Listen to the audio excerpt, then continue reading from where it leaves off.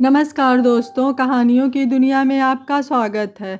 इस चैनल पर आपको रोज़ नई नई सामाजिक और पारिवारिक कहानियाँ सुनने को मिलेंगी। कुछ कहानियाँ आपको हंसाएंगी, कुछ रुलाएंगी और कुछ कहानियाँ आपको गुदगुदा जाएंगी। तो चलिए ऐसे ही एक आज भी पारिवारिक कहानी हम शुरू करते हैं।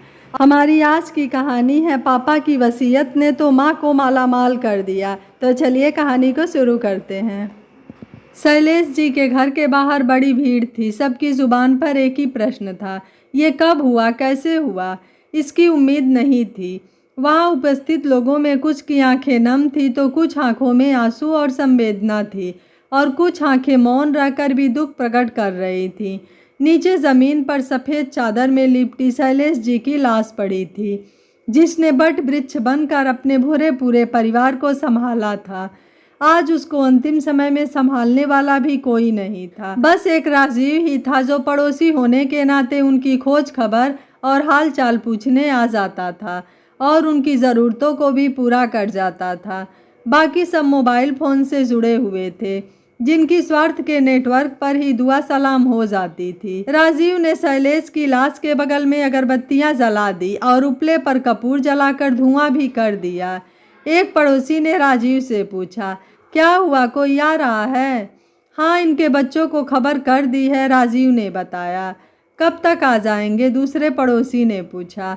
अब चल दिए हैं, बड़ा बेटा रात बिरात पहुंच जाएगा, जबकि मझला और छोटा बेटा अगले दिन में पहुंचेंगे और इनकी पत्नी बेटी शाम तक ही पहुंच पाएंगी, राजीव ने बताया।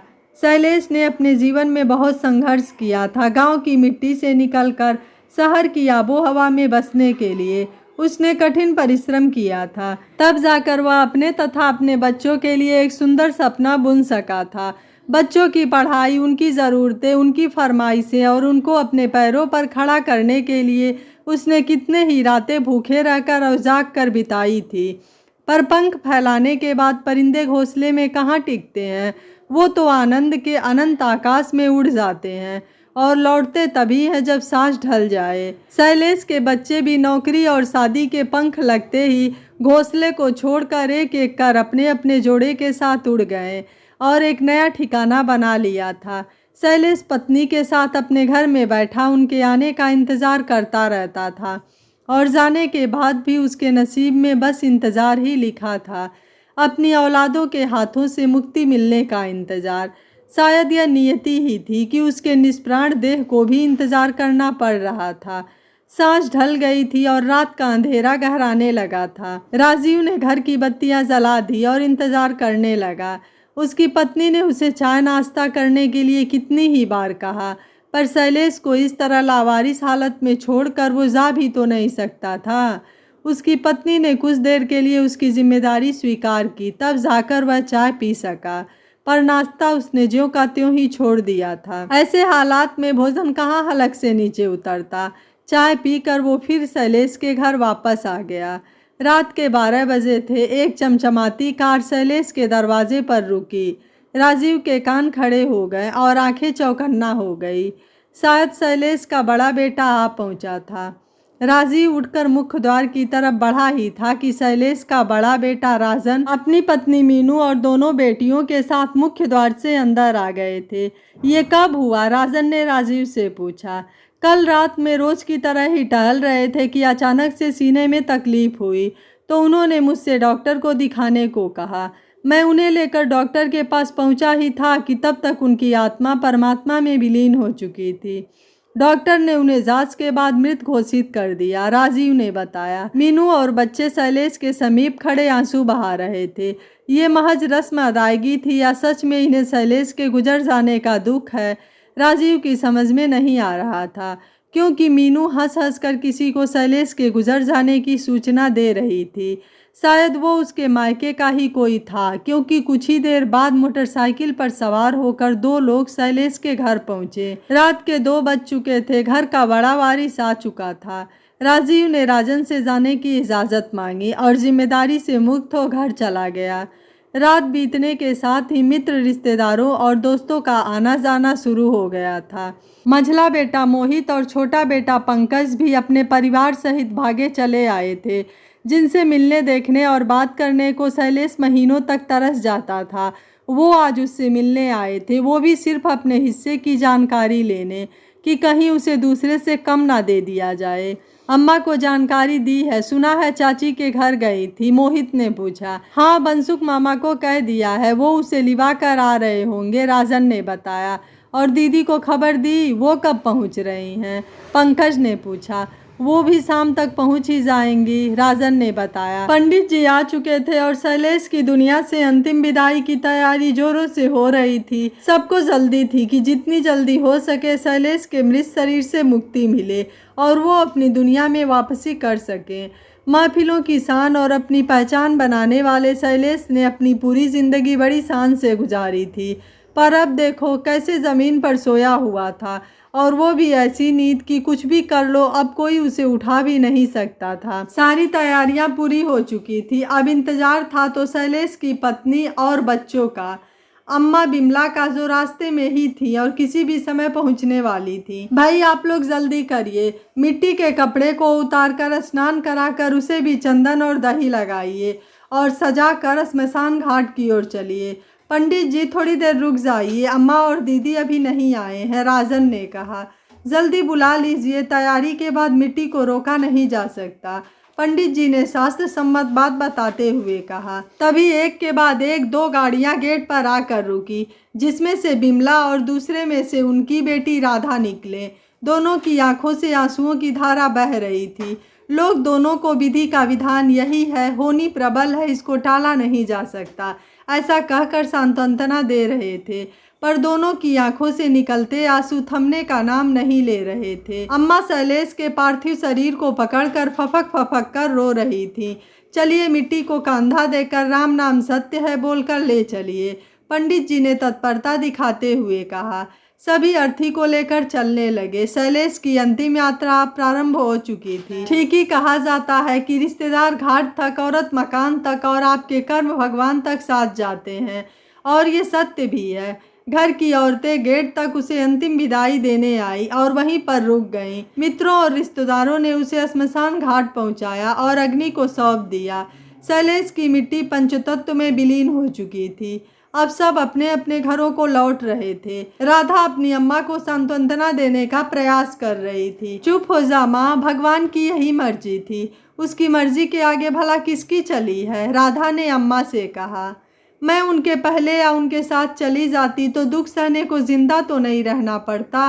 अब पहाड़ सा यह जीवन किसके सहारे कटेगा, अम्मा ने रोते बिलखते हुए कहा।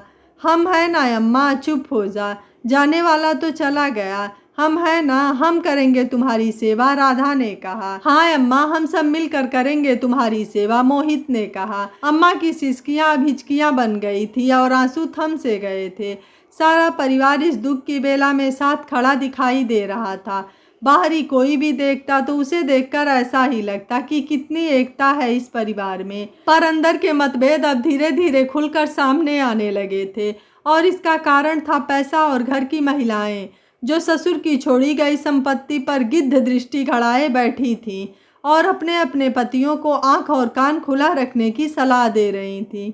ब्रह्मभोज की सारी तैयारियां पूरी हो चुकी थी। विभिन्न प्रकार के स्वादिष्ट व्यंजन बनाने में हलवाई व्यस्त थे। कुर्सियां लगाई जा चुकी थी। एक कुर्सी पर शैलेश की मुस्कुराते हुए तस्वीर लगी हुई थी, जिस पर हर आने वाला फूल माला चढ़ाकर प्रणाम करके जा रहा था। दूसरी तरफ अम्मा और उनके बच्चे मेहमानों के स्वागत में खड़े थे।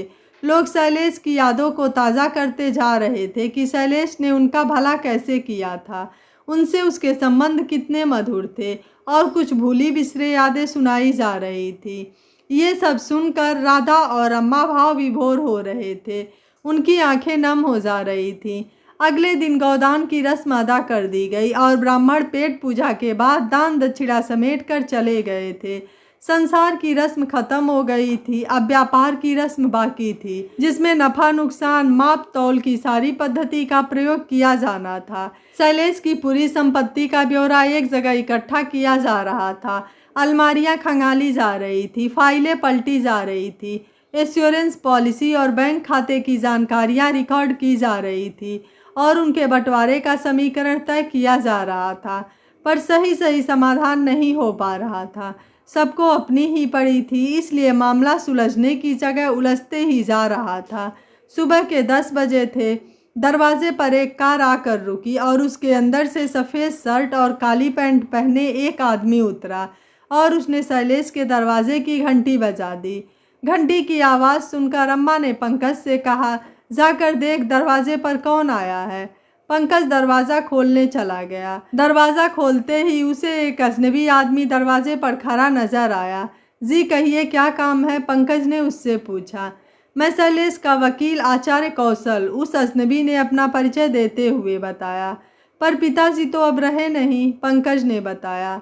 जानता हूँ, मैं कई दिनों से शहर के बाहर था, आज ही लौटा हूँ। आपके पिता ने आपको देने के लिए एक वसीयत तैयार की थी, वही देने आया हूँ, वकील आचार्य कौशल ने कहा। अच्छा अच्छा, अंदर आ जाइए, पंकज ने कहा और वकील को साथ लेकर घर के अंदर चला आया। अम्मा, वकील साहब आए हैं, पापा की वसीयत के कागजात लाए हैं, पंकज ने अम्मा से कहा। सभी वकील की तरफ देखने लगे। तब अम्मा ने कहा, आइए वकील साहब बैठिए, हमें तो पता ही नहीं था कि उन्होंने कोई वसीयत भी की। जी, शैलेश जी ने बताने से मना किया था। उन्होंने कहा था कि मेरी मृत्यु के बाद ही वसीयत के बारे में बताया जाए और कागजात सौंपे जाएं, वकील आचार्य कौशल ने बताया। ठीक है वकील साहब, अब इस वसीयत में क्या है, हम सबको समझा दीजिए, राजन ने कहा। ठीक है तो सुनिए। इस वसीयत के अनुसार शैलेश के बड़े बेटे राजन को शैलेश की 1/4 की प्रॉपर्टी दी गई है, जिसमें मकान के फर्स्ट फ्लोर का भाग और गांव की खेती की ज़मीन का 1/4 भाग तथा 20 लाख रुपए कैश दिया गया है, वकील आचार्य कौशल ने बताया। उनकी बातों को सुनकर राजन ने खुश होकर कहा, पापा आप निश्चित ही स्वर्ग में गए होंगे। मैं जानता हूँ कि आप मुझे कितना प्यार करते थे, जिससे मेरे दोनों भाई भी मुझसे जलते थे। आई लव यू पापा। राजन की आंखों से गंगा जमुना बहनी शुरू हो गई थी। उसे देखकर उसकी पत्नी मीनू की भी आंखें भर आई थी और वो दहाड़े मार मार कर रो रही थी, जबकि उसकी दोनों बेटियां मन ही मन मुस्कुरा रही थी। माँ भी क्या गजब का ड्रामा कर लेती है। अभी तक तो रास्ते में कह रही थी कि बुढ़ा अगर पहले ही टपक जाता तो खेती के ज़मीन में से एक हिस्सा बेचकर अपार्टमेंट में एक फ्लैट बुक करा लेते, और अब देखो कैसे रो रही हैं। बड़ी बेटी ने छोटी से कहा, हाँ ये बात तो है, अगर ये फिल्मों में काम करती तो इनको तो दादा साहब फाल्के पुरस्कार मिल ही जाता, बड़ी ने कहा। दोनों बेटियों को मुस्कुराते देख उसकी माँ मीनू ने उसे इशारा किया कि वो मुस्कुराना बंद करे। माँ के इशारे को समझकर दोनों ने मौन रख लिया।